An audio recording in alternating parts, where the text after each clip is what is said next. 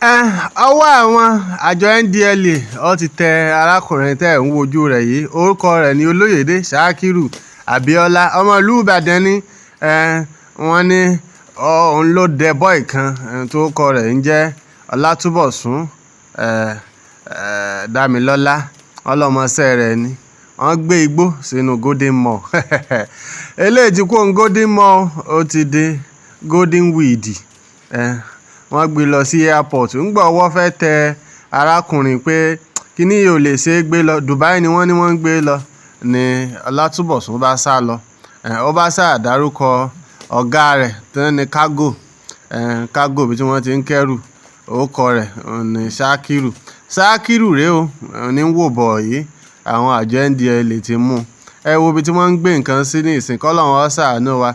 Òsibí tí wọn ò lè gbé nǹkan sí. Ijó ní wọ́n ní wọ́n gbé kìnní kan ní Kòròdú. Wọ́n kó igbó ńláńlá síbẹ̀. Ẹ wo Ọlọ́run máa ṣọ́ wa. Yorùbá Reports náà ni. Ẹ ǹlẹ́ o.